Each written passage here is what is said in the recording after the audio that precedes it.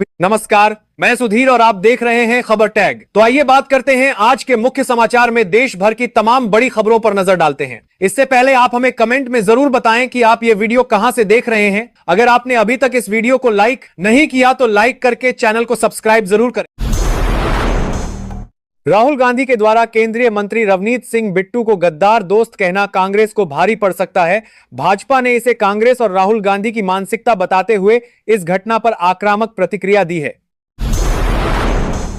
लोकसभा में प्रधानमंत्री नरेंद्र मोदी को राष्ट्रपति के अभिभाषण पर धन्यवाद प्रस्ताव पर चर्चा का जवाब देना था।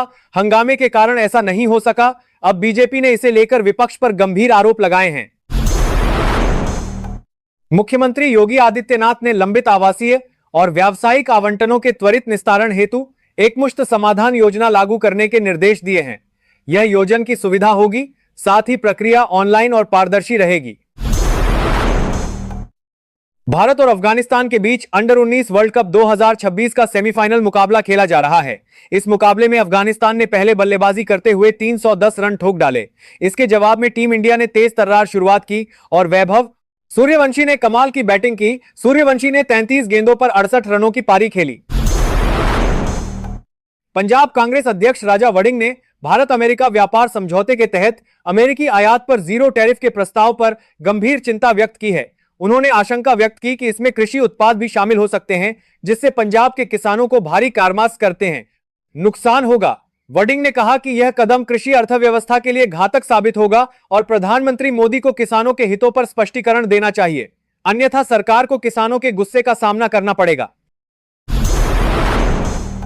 मुख्यमंत्री भगवंत मान के प्रयासों से हिंदुजा ग्रुप ने पंजाब में निवेश में गहरी रुचि दिखाई है, जिससे युवाओं के लिए रोजगार के नए अवसर पैदा होंगे। पंजाब मार्च 2022 से 1.5 लाख करोड़ के निवेश प्रस्ताव प्राप्त कर चुका है, जिससे 5.3 लाख नौकरियां सृजित होने की उम्मीद है। राज्य को वैश्विक निवेश स्थल के रूप में बढ़ावा दिया जा रहा है, जिसमें ईवी से लेकर डिजिटल सेवाओं तक असीम संभावनाएं हैं। केंद्रीय गृह मंत्रालय के महानिदेशालय के रोटेशन ड्यूटी आदेश से होमगार्ड जवान नाराज हैं। झारखंड होमगार्ड वेलफेयर एसोसिएशन ने इस आदेश का विरोध किया है, क्योंकि इससे उनकी ड्यूटी और आय कम हो जाएगी, जिससे आर्थिक संकट गहराएगा। जवानों ने आदेश वापस नहीं लेने पर दिल्ली में महानिदेशालय का घेराव करने की चेतावनी दी है। महानिदेशालय ने स्वयं सेवकों को लंबे समय तक कार्य से रोकने के लिए यह आदेश जारी किया है। भारत के chief of defence staff general Anil Chauhan 21 फरवरी को श्रीनगर गढ़वाल पहुंचेंगे। वे गढ़वाल विश्वविद्यालय के चौरास परिसर में विभिन्न कार्यक्रमों में भाग लेंगे। विश्वविद्यालय प्रशासन ने उनके आगमन की तैयारियां तेज कर दी हैं, जिसमें कुलपति प्रो श्री प्रकाश सिंह की अध्यक्षता में एक महत्वपूर्ण बैठक हुई। इस दौरान जनरल चौहान अग्निवीरों के लिए कौशल पाठ्यक्रम भी शुरू कर सकते हैं। जम्मू कश्मीर के उधमपुर में सुरक्षा बलों ने कश्मीर टाइगर्स के टॉप मोस्ट वांटेड कमांडर और उसके साथी मुआविया को मार गिराया है। मारा गया कमांडर 5 आतंकियों के मॉड्यूल का सरगना था, जिसके 2 सदस्य अभी भी सक्रिय हैं। यह कार्रवाई मंगलवार को जैश-ए-मोहम्मद के 2 आतंकियों के मारे जाने के बाद हुई। भारतीय सेना, जम्मू कश्मीर पुलिस और सीआरपीएफ की संयुक्त टीम का ऑपरेशन जारी है। झारखंड मुक्ति मोर्चा आज धनबाद में अपना 54वां स्थापना दिवस मना रहा है। इस खास मौके पर मुख्यमंत्री हेमंत सोरेन, जो झामुमो के केंद्रीय अध्यक्ष भी हैं, समारोह में भाग लेने के लिए धनबाद पहुंचे हैं। धनबाद हवाई पट्टी पर उनका जोरदार स्वागत किया गया। यह आयोजन रणधीर वर्मा स्टेडियम में हो रहा है, जहां 4 फरवरी 1973 को झामुमो की स्थापना हुई थी। उत्तर प्रदेश कौशल विकास मिशन ने राज्य स्तरीय प्रतियोगिता के 40 विजेताओं को सम्मानित किया। ये युवा 20 विभिन्न स्किल ट्रेड्स में उत्कृष्ट प्रदर्शन करने वाले हैं। इन्हें अब लखनऊ में विशेष बूट कैंप में राष्ट्रीय और अंतर्राष्ट्रीय कौशल प्रतियोगिताओं के लिए प्रशिक्षित किया जाएगा। योगी सरकार युवाओं को आत्मनिर्भर बनाने और वैश्विक प्रतिस्पर्धा के लिए तैयार करने हेतु प्रतिबद्ध है। यूपी ने वर्ल्ड स्किल्स 2026 के लिए सर्वाधिक पंजीकरण दर्ज किए हैं। मुख्यमंत्री उमर अब्दुल्ला ने विधानसभा में बताया कि कैलाश यात्रा के लिए सुंगली यात्री आधार शिविर और रेन शेल्टर शेड के एसेट्स आउटसोर्सिंग उनकी सरकार को विरासत में मिली है। उन्होंने भाजपा विधायक दिलीप सिंह के सवाल का जवाब देते हुए कहा कि यही भाजपा विधायक थे कि कहा कि सास से कैलाश यात्रा के लिए सुंगली यात्री के बार और दोनों के सास जगतार के एक सादरा से कैलाश यात्रा के लिए पार्टी का जवाब देते हुए कहा कि यही भाजपा विधायक तक के अथारस की तरफ प्रक्रिया उनके कार्यकाल से पहले शुरू हुई थी। भद्रवाह डेवलपमेंट अथॉरिटी का राजस्व बढ़ाने के लिए यह कदम उठाया गया ताकि पर्यटन सुविधाओं का रखरखाव हो सके। अदालत ने भाजपा नेता सैयद शाहनवाज हुसैन के खिलाफ यौन उत्पीड़न की शिकायत दोबारा शुरू करने की पूनम पांडे की मांग खारिज कर दी है। राउज एवेन्यू कोर्ट ने कहा कि पुलिस की क्लोजर रिपोर्ट को पहले ही हाई कोर्ट और सुप्रीम कोर्ट सही ठहरा चुके हैं, इसीलिए उसी मामले को फिर से शुरू नहीं किया जा सकता। कोर्ट ने इसे न्याय प्रक्रिया का दुरुपयोग बताया। हरियाणा विधानसभा के बजट सत्र से पहले कांग्रेस ने सरकार को घेरने की रणनीति बनाई है। भूपेंद्र सिंह हुड्डा और अशोक अरोड़ा ने किसानों, युवाओं, महिलाओं, कर्मचारियों और बिगड़ती कानून व्यवस्था पर सरकार से जवाब मांगने की बात कही।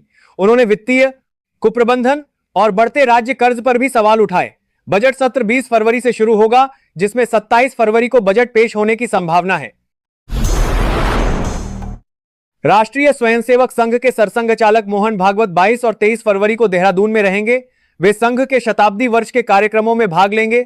इस दौरान वे प्रबुद्ध जन सम्मेलन और पूर्व सैनिक सम्मेलन को संबोधित करेंगे, जहां सामाजिक शैक्षिक सम्मेलन को संबोधित करेंगे और बौद्धिक विषयों पर वैचारिक चर्चा होगी। यह प्रवास आमजन को सीधे संवाद का अवसर देगा।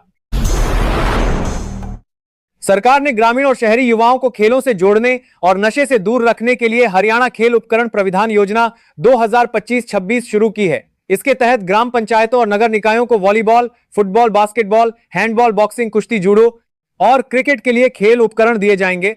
आवेदन 31 मार्च तक जिला खेल कार्यालय जींद में जमा किए जा सकते हैं, बशर्ते पिछले 2 वित्तीय वर्षों में सामान न मिला हो। मुख्यमंत्री योगी आदित्यनाथ की पहल से कानपुर की 19 वर्षीय जन्मजात मुंह का बधिर खुशी अब सुन व बोल पा रही है। 26 जनवरी को हुए कॉकलियर इंप्लांट सर्जरी के बाद उसकी जिंदगी बदल गई है। खुशी अब मुख्यमंत्री से मिलकर उन्हें धन्यवाद देना चाहती है, जिन्होंने उसकी वीरान जिंदगी में रंग भरे। वह जल्द ही सामान्य लोगों की तरह बात कर पाएगी। जम्मू कश्मीर के उधमपुर जिले के पहाड़ी क्षेत्र में सुरक्षा बलों और जैश-ए-मोहम्मद के आतंकियों के बीच मुठभेड़ जारी है। चिगला बलोटा में संदिग्ध हलचल की सूचना पर सेना, सीआरपीएफ और पुलिस ने संयुक्त अभियान ऑपरेशन केया शुरू किया। जगरेड़ा के घने जंगल में आतंकियों ने गोलीबारी की, जिसका सुरक्षा बलों ने जवाब दिया। एक आतंकी के मारे जाने की सूचना है, हालांकि आधिकारिक पुष्टि नहीं हुई है। हरियाणा यूथ कांग्रेस ने गुरुग्राम में केंद्र सरकार की नीतियों और राहुल गांधी को कथित तौर पर चुप कराने के खिलाफ विरोध प्रदर्शन किया। राज्य अध्यक्ष निश्चित कटारिया के नेतृत्व में कार्यकर्ताओं ने संसद में जनरल नरवणे की किताब और गलवान घाटी पर चर्चा रोकने का विरोध किया। उन्होंने सरकार पर जवाबदेही से बचने का आरोप लगाया और सैनिकों के बलिदान पर सच्चाई की मांग की। राज्यसभा में उपेंद्र कुशवाहा ने पटना का नाम बदलकर पाटलिपुत्र करने की मांग की। उन्होंने इसे भारत के गौरवशाली अतीत से जुड़ने का प्रतीक बताया। विशेषकर मौर्य काल में बिहार के वैश्विक महत्व पर जोर दिया। कुशवाहा ने कहा कि यह बदलाव ऐतिहासिक पहचान को पुनर्जीवित करेगा, जैसे अन्य शहरों के नाम बदले गए हैं। इस मांग से राजनीतिक और सांस्कृतिक बहस तेज होने की संभावना है। पाकिस्तान के रक्षा मंत्री ख्वाजा आसिफ ने स्वीकार किया है कि पाकिस्तानी सेना के पास हथियारों की कमी है, जबकि बलूच विद्रोहियों के पास अमेरिकी हथियार हैं। उन्होंने बताया कि विद्रोही अफगानिस्तान से समर्थन पाकर बलूचिस्तान में हमले कर रहे हैं। आसिफ ने बलूच विद्रोहियों के पास अमेरिकी हथियार हैं तो लाशिम 138 बाद पर दबा पारासासी 138 से भी के साथ साथरी करने कर रहे थे, ने विद्रोहियों के महंगे सैन्य उपकरणों पर चिंता जताई। कांग्रेस नेता डॉक्टर अखिलेश प्रसाद सिंह ने राज्यसभा में डीप फेक और आई के दुरुपयोग पर गंभीर चिंता व्यक्त की। उन्होंने कहा कि आई का गलत इस्तेमाल समाज, लोकतंत्र और व्यक्तिगत सुरक्षा के लिए बड़ा खतरा है। यूरोपोल और विश्व आर्थिक मंच की रिपोर्टों का हवाला देते हुए उन्होंने भारत के मौजूदा कानूनों को अपर्याप्त बताया। डॉक्टर सिंह ने डीप फेक की स्पष्ट कानूनी परिभाषा, आई निर्मित सामग्री की पहचान और डिजिटल प्लेटफॉर्म की जवाबदेही तय करने के लिए सख्त कानून बनाने की मांग की। योगी सरकार के प्रयासों से उत्तर प्रदेश में राज्य पक्षी सारस की आबादी लगातार बढ़ रही है। हालिया शीतकालीन गणना में कुल 628 सारस दर्ज किए गए, जो पिछले वर्ष की तुलना में अधिक हैं। इटावा वन प्रभाग में सर्वाधिक 3,304 सारस मिले। यह वृद्धि वन व वन्य जीवों के संरक्षण की दिशा में उठाए गए कदमों की सफलता को दर्शाती है। जम्मू कश्मीर विधानसभा में उपराज्यपाल के अभिभाषण पर चर्चा के दौरान भाजपा विधायक नरेंद्र सिंह और उप मुख्यमंत्री सुरिंदर चौधरी के बीच अवैध खनन को लेकर तीखी बहस हुई। नरेंद्र सिंह ने खनन माफिया पर सरकार की टिप्पणी की, जिस पर उप मुख्यमंत्री भड़क गए। स्पीकर के हस्तक्षेप के बाद टिप्पणी हटाई गई विधायक ने स्टोन क्रैशर अतिक्रमण और वेटनरी विश्वविद्यालय जैसे मुद्दे भी उठाए। वित्त मंत्री निर्मला सीतारमण ने बजट को विकास दर बनाए रखने और मैन्युफैक्चरिंग बढ़ाने का प्रयास बताया। उन्होंने कस्टम सुधारों, एमएसएमई को बढ़ावा देने और रोजगार सृजन पर जोर दिया।